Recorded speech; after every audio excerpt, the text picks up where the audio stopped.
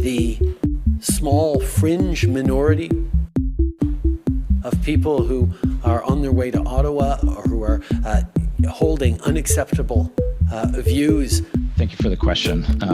Mr. Chair, as I mentioned in my opening comments, our records here at GoFundMe show that 88% of donated funds to the Freedom Convoy campaign originated in Canada, and 86% of the donors were from Canada. That information is based on the best information that we have available. Yes or no, Interim Chief, were loaded firearms found in the trucks during the protest clearing operation? Yes or no? So as I indicated, Mr. Chair, there has been no charges laid to date in relation to weapons at the occupation site. It's just a clear question, Interim Chief. Like, were weapons found? Like, were loaded firearms found? Yes or no?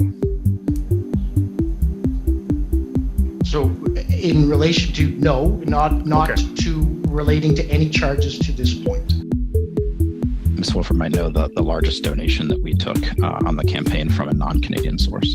Actually, thank you, Juan, and thank you for the question. Mr. Chair, what I would say is actually the largest donation in this campaign was from a Canadian, and it was in the amount of $30,000. It took a couple of months, but we're finally where we are now, at which point the Ottawa police have said they do not have any evidence that this was connected to the convoy. They've charged someone, nothing to do with the convoy, nothing to do with truckers. He wasn't protesting vaccine mandates. What his motivation was, I don't know.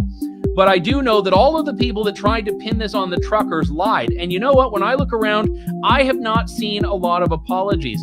FinTrack was before our committee, and they had some interesting testimony where they said that the flows of the money into crowdfunding and into the protest, that they did not see any evidence of terrorist activity. Did you see any evidence of terrorist activity in the funding of these illegal protests and blockades?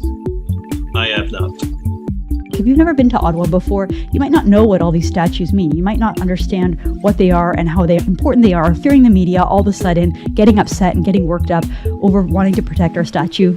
Give me a break. Give me a break. We all know exactly where you stand, where you were over the last 2 years where we've seen countless statues getting torn down in this country.